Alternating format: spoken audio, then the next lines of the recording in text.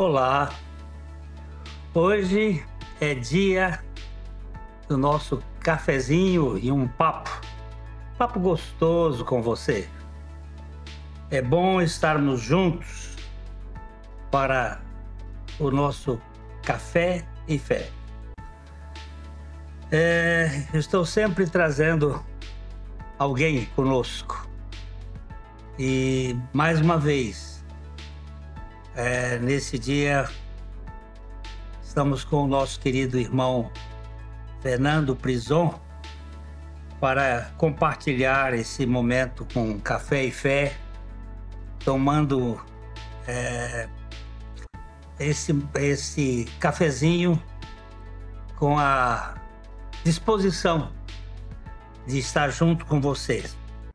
Nosso objetivo, Fernando, você já participou de outros, é proclamar, é anunciar, é falar do Evangelho, das boas novas, da boa notícia, daquilo que Deus fez e faz em Cristo, das suas riquezas insondáveis, da sua maravilhosa graça nesse mundo tão complicado em que nós estamos vivendo. Você sente isso, né? O mundo cada dia mais agitado, mais complexo, e nós queremos aqui falar das alternativas da graça de Deus para as nossas vidas. Os links de nossas redes sociais estão aí na tela na sua tela, e para que você possa conhecer mais e mais do nosso material e participar. E falando em participar, a gente pensa naquilo que é prático. Você pode participar orando por nós. Para orar, você não precisa sair do seu lugar ou onde você está. Você pode estar viajando, andando. Lembre-se de café e fé e rogue ao Senhor pelas misericórdias dele. Você também pode compartilhar esse material com outras pessoas para propagar a palavra e, se for possível, nos ajude contribuindo para a manutenção desse programa. Então, você vai pegando aí o seu cafezinho e já já nós vamos começar. Até já!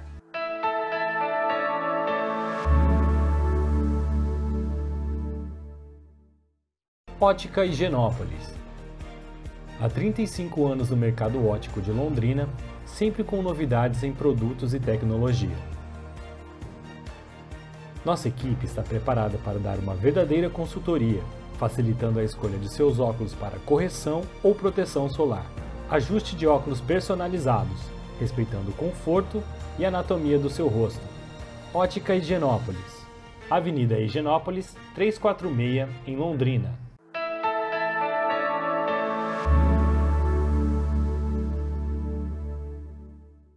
O tema que nós vamos abordar hoje aqui é a raiz de todos os males. E o foco é o amor ao dinheiro. E você?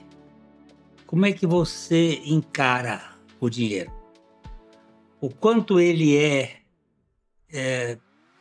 importante e o quanto ele é dominante na sua vida? Pense um pouquinho nisso aqui. Nós vamos conversar na base daquilo que o apóstolo Paulo falou em 1 Timóteo, no capítulo 6. Ele vai dizer: ora, os que querem ficar ricos caem em tentação e ciladas e em muitas concupiscências insensatas e perniciosas, as quais afogam os homens na ruína e perdição. Por quê? Porque o amor do dinheiro é a raiz de todos os males, e alguns nessa cobiça se desviaram da fé e a si mesmos se atormentaram com muitas dores. Fernando, que palavra forte, né? Muito forte, pastor Glenn. É uma exortação que nós devemos considerar bastante. Porque quando o senhor fez a pergunta, né, para os nossos amigos que estão nos ouvindo, o que é o dinheiro, né, para nós? O dinheiro pode ser bênção ou pode ser maldição, Certamente. né? Pode ser um problema, pode ser uma solução. Mas o senhor usou uma expressão, né? Ele é dominante na sua vida. Uhum. Eu acho que essa que é a grande questão. Até que ponto nós dominamos o dinheiro e até que ponto nós estamos sendo dominados por ele e levados por toda uma cultura secular que tenta incutir nas nossas mentes que seremos alguém se realmente formos pessoas prósperas, materialmente falando. Num outro episódio que nós estávamos aqui participando, nós falávamos, né, pastor Glenn, sobre o texto que vem um pouquinho antes que esse, que é os versículos 6, 7 e 8, que falam sobre o contentamento. Uhum. Mas essa passagem aqui do versículo 10, né, o amor do dinheiro, a raiz de todos os males, é algo muito claro. E não é difícil até de desdizer o que está escrito aqui, ou seja, não há necessidade de muita interpretação, é bem claro, né? Então, é algo que a gente pode refletir bastante, aprender aqui com o que o apóstolo Paulo está escrevendo.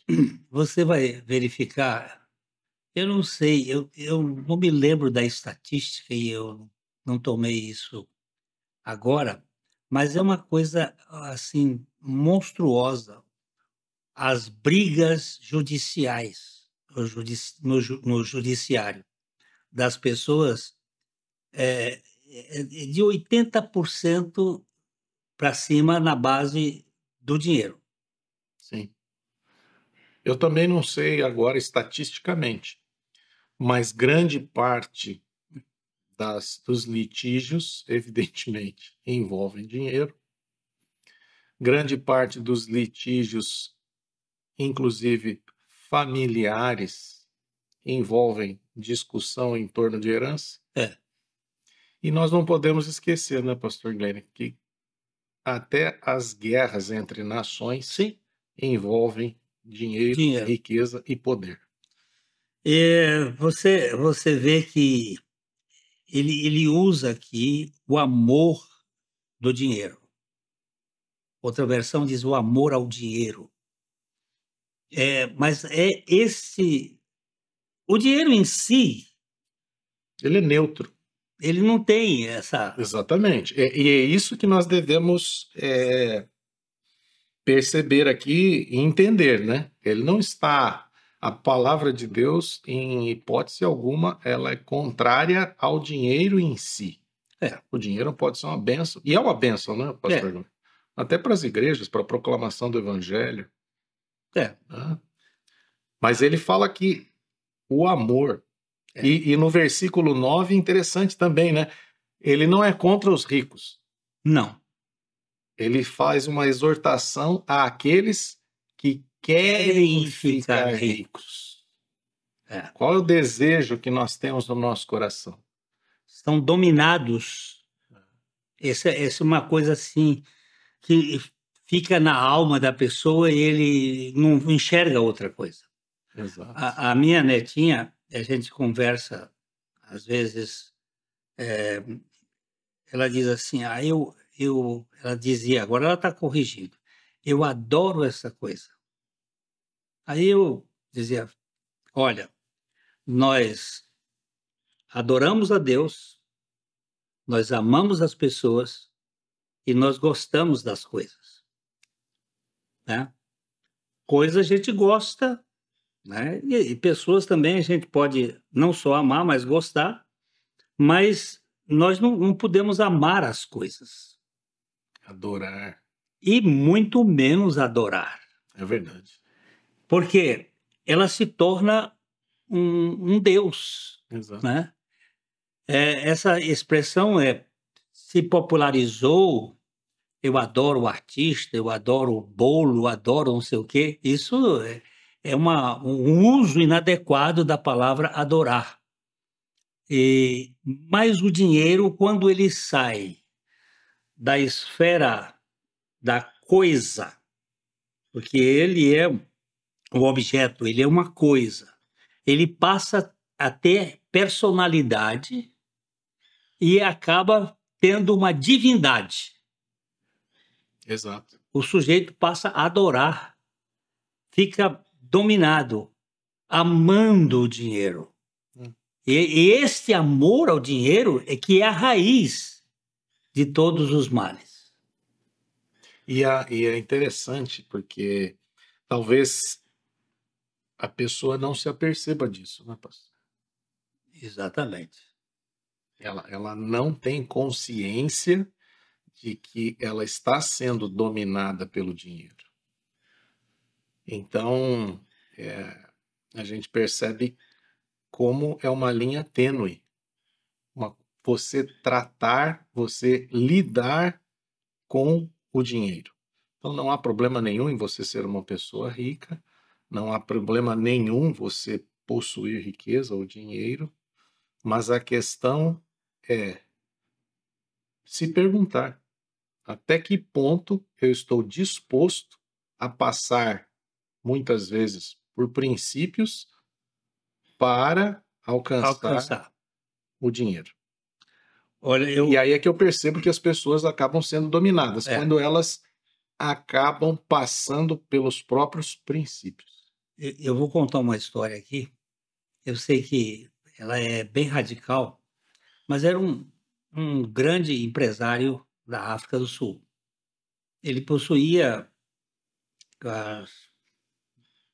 entre as 10 maiores empresas da África do Sul.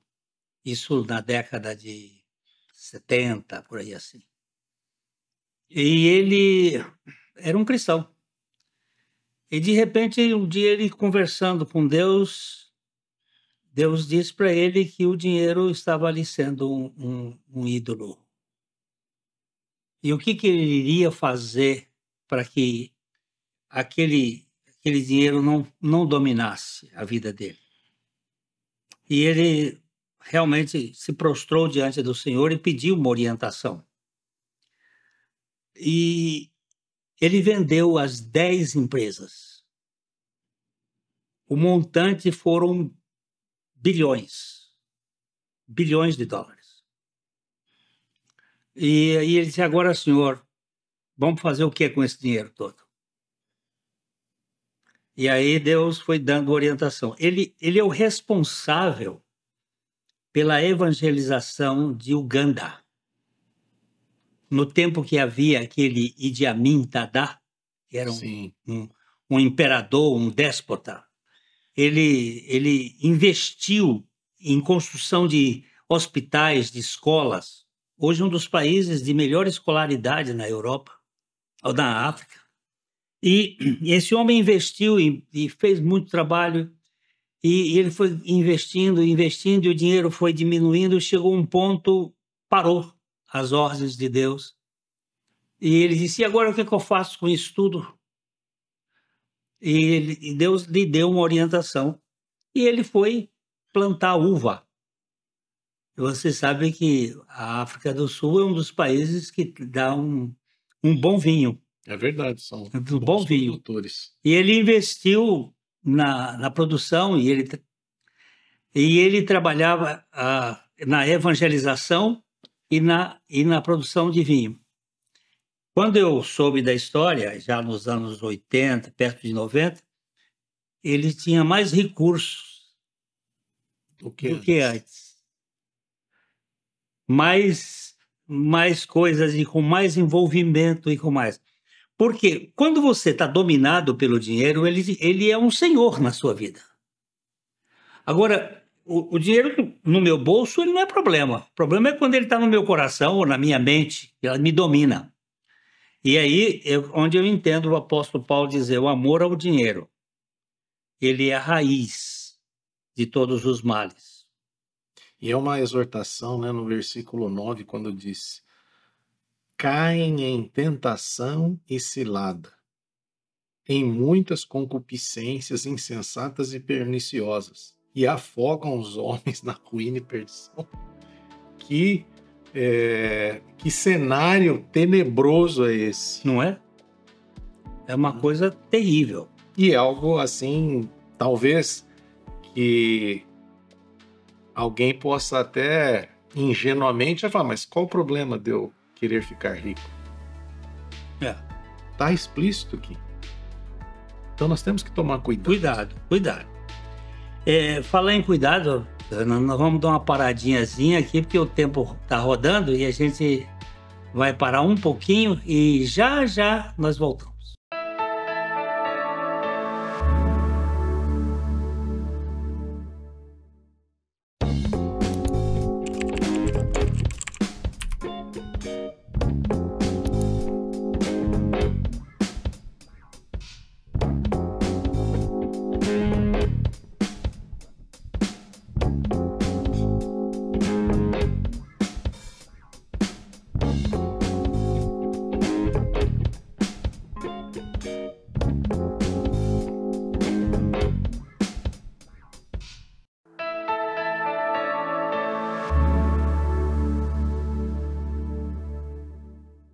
Pois é, o sistema mundano, o sistema desse mundo, ele leva as pessoas à busca incansável por acumular riqueza.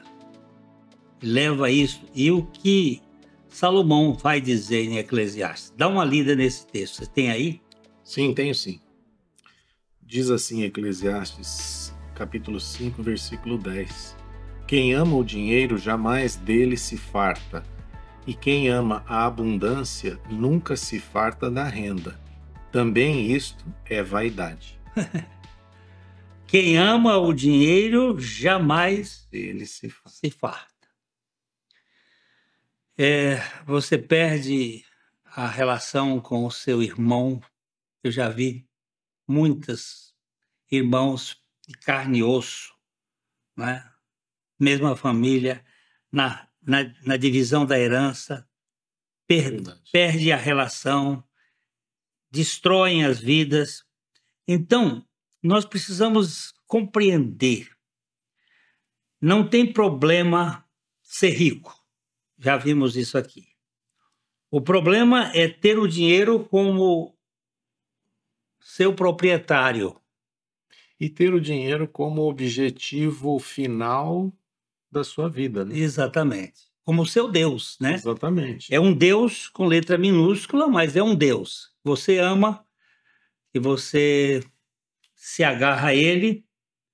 E nós vemos na Bíblia irmãos ricos, né?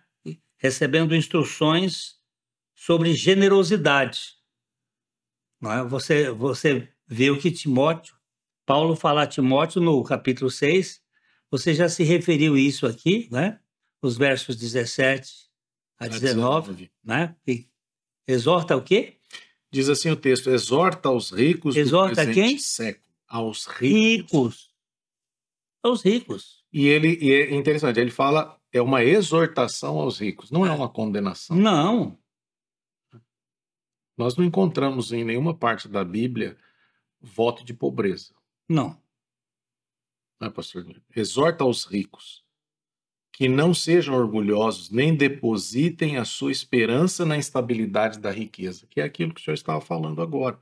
Mas depositem a sua esperança em quem? Em Deus, que tudo nos proporciona ricamente para o nosso aprazimento. Essa é a palavra, né? Que pratiquem o bem, sejam ricos de boas obras, generosos em dar e prontos a repartir, que acumulem para si mesmos tesouros, sólido fundamento para o futuro, a fim de se apoderarem da verdadeira vida.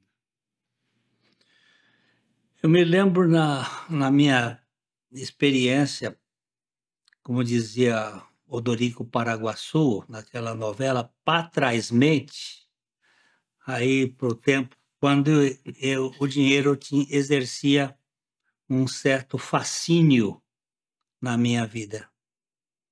E eu tive que me colocar diante do Senhor e pedir a Ele que eu não queria viver miserável, mas eu não queria viver ambicionando ser rico, e que Ele me desse o quanto Ele quisesse que eu tivesse, para a glória dEle. E isso foi muito saudável, meu. Eu tive uma época com grandes dificuldades com a minha família, e Deus me disse: eu vou te sustentar. E eu vou dizer para você, nunca faltou nada. O Senhor cuidou de mim nos detalhes. Agora... E nós só, fazendo um parênteses aqui, pastor Gleito, nós só aprendemos a descansar na suficiência de Deus quando passamos por certos momentos da vida da gente em que nós não temos mais controle das coisas. Exatamente. É nessa hora que eu creio que Deus nos prova para que nós possamos refletir aonde nós estamos depositando a nossa esperança. Onde está o nosso coração? Aí está o nosso tesouro. Exatamente. É aí que está a questão. Então, nós precisamos compreender que o Senhor é dono de tudo o que está conosco. Somos apenas administradores daquilo que Ele tem depositado nas nossas mãos. A mordomia é uma palavra que serve muito para isso. O mordomo administra, cuida, né? E eu fui visitar um empresário bastante próspero e estávamos conversando, e num determinado momento ele disse assim: nada do que está nas minhas mãos é meu. Tudo isso aqui é do Senhor. É Ele que administra. E houve um momento lá que os filhos estavam discutindo que ele precisava ter um CEO para dirigir aquela coisa. Como fazer? Ele disse: eu concordo. Eu acho que nós precisamos de um CEO. Aí ele, na conversa, disse: vocês acreditam que Deus pode fazer qualquer coisa? Pode. Vocês acreditam que Deus pode administrar qualquer empresa ou um pool de empresas? Olha, ele criou o universo. Aí ele fechou os olhos assim: Deus, meus filhos creem que o Senhor pode ser o CEO. E desmontou ali. Porque nós não contamos com essa posição, né? Tudo é dele, ele que administra. Nós precisamos cultivar, Fernando, um coração grato, né? Essa é um outro desafio. Ter sempre um coração agradecido. Porque se a piedade com o contentamento é a grande fonte de lucro, né, como nós já tivemos oportunidade de compartilhar, o coração agradecido é aquilo que vai nos libertar de querermos correr atrás do dinheiro.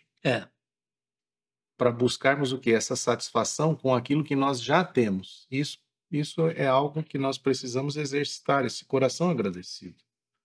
A gratidão estão estudando cada vez mais a importância da gratidão. E há estudos neurológicos que mostram que uma mente grata, ela é completamente diferente daquela resmunguenta, crítica, murmurenta, que não vê nada, está sempre insatisfeito. Sabe aquela questão, pastor Grande, de achar o copo, né, meio cheio, mais cheio e meio vazio? Isso, né? É mais ou menos isso. Olharmos para aquilo que nós já temos e buscarmos esse contentamento e esse coração agradecido, né? Eu tenho um outro ponto que eu acho que é importante a gente distinguir para quebrar esse amor ao dinheiro, não só compreender que Deus é dono de tudo, né? E cultivar um coração grato, mas distinguir entre desejo e necessidade. Ah, sem dúvida. Sem dúvida. Hoje em dia, nós achamos que necessitamos de muitas coisas. Só que nós não precisamos delas, né? Então, aquilo que eu quero, que é um desejo do meu coração, realmente eu necessito para viver? Depois eu tenho que pedir discernimento para Deus, pastor. Eu gasto um dinheirão para comprar aquilo que é só um desejo, como a história do meu amigo que queria um carro, fui comprando carro, e depois Exato. Nada satisfez. Exato. E considerando que a própria palavra nos mostra que nós podemos viver de modo mais simples do que aquilo que a gente sempre fica sonhando, né? E se nós vivermos dessa maneira, nós podemos investir muito mais na proclamação do próprio Evangelho. Certamente, certamente. Né? Nós teríamos mais condições de poder ser bênção para os outros, de cuidar daqueles que necessitam. Sim, não é? Exatamente. A gente precisa de fazer essa distinção e gastar menos do que se ganha e evitar dívidas. Não é? Esse é outro princípio muito interessante. Às vezes, o problema de uma empresa, por exemplo, é o tamanho da boca de entrada e o tamanho da boca de saída. As empresas entram em falência por causa disso. Mas isso também dentro da casa, né? Sim, dentro da nossa própria casa. Quando você ganha menos do que você gasta, isso leva à bancarrota. Nós temos na nossa comunidade um curso de finanças em que há uns irmãos que têm ajudado muita gente nesse sentido. Sim. Não é? Dando suporte de conhecimento para que a pessoa possa evitar as dívidas. Não é? Fica, mas isso aqui é só uma parcela e vai. E o que nós temos visto também, pastor Glenn, é que dentro das próprias igrejas, né? Sim. As pessoas, elas contraem dívidas que talvez levem a vida inteira para sair delas. Eu estava falando da minha experiência, quando eu estava naquela Roda Viva, eu tive uma época que eu tinha 7 carnês. E era assim, pagando, e aí depois eu tinha que fazer outro carnê para poder pagar rapaz, quando Deus tratou comigo, e foi um texto muito simples, a ninguém devais coisa alguma. Esse processo, dizem os estudiosos do campo da economia, que você leva de 5 a 7 anos para sair dessa roda-vida. E nós precisamos sair agora daqui da nossa conversa, porque o tempo já foi embora. E nós precisamos aprender a dar sacrificialmente, dar de coração, investir na obra do reino, como você estava falando. E eu queria deixar aqui, olha, uma palavra: seja rico espiritualmente em Cristo Jesus, e sua vida seja uma vida que faça sentido neste mundo. Fica aqui o meu abraço de coração para coração e até a próxima.